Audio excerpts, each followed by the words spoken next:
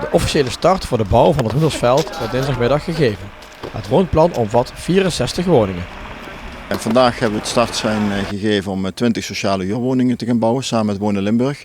En daarnaast gaan we nog 44 woningen voor de markt bouwen, 4 woningen voor de middenhuur en 40 koopwoningen. Nou ja, toevallig is vandaag ook de 31ste koopovereenkomst getekend. Dus we hebben ook voldoende woningen verkocht om ook daadwerkelijk met de koopwoningen te kunnen gaan starten. Dus het bouwterreintje kan gaan starten.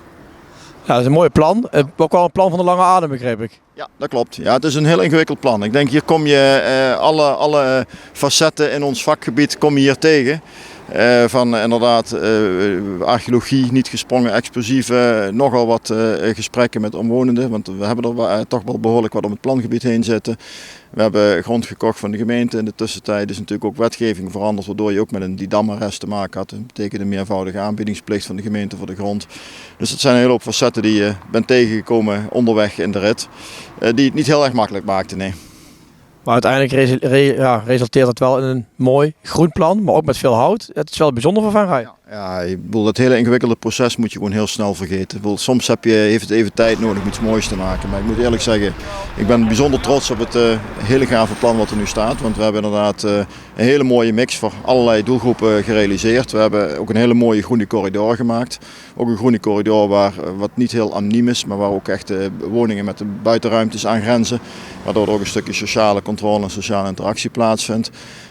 Dus ik denk dat dat een heel mooi stukje Venray gaat worden. Een soort van tuinstadachtige gedachte bijna. Nou, hier maken we in het hartjecentrum van Venray een hele mooie nieuwe wijk. Waar wij als Wonen Limburg 20 sociale huurwoningen gaan neerzetten in een houten appartementencomplex. Ja, houtbouw met appartementen, dat is wel bijzonder toch? Nou, houtbouw is bijzonder, tuurlijk.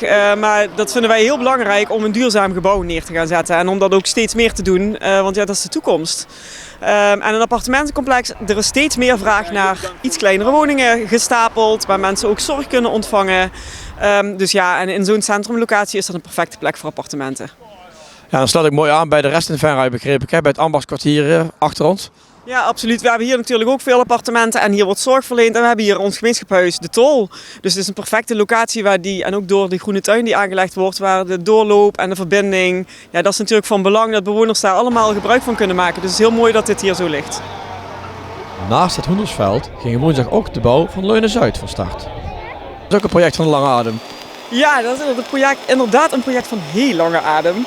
Samenwerking met Blink, vroeger Janssen de Jong projectontwikkeling en de gemeente Venray. En we gaan daar nu eindelijk het startschot doen, zodat we daar kunnen gaan beginnen met bouwen van een mooie gemengde wijk. Ja, een mooie gemengde wijk. En welke rol spelen jullie erin? Hoeveel woningen gaan jullie daar realiseren? Wij gaan daar 10 sociale woningen, huurwoningen bouwen en 15 middenhuurwoningen bouwen. Voor welke doelgroepen zijn die bedoeld? Ja, de sociale huur is ook voor gezinnen. Het zijn grondgebonden woningen en ook de middenhuurwoningen zijn grondgebonden woningen.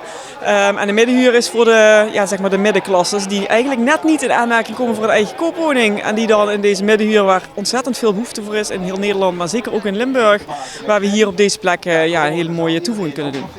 Ja, mooie projecten die op de rol staan. Ja, hoe belangrijk is het dat deze projecten eindelijk doorgang vinden?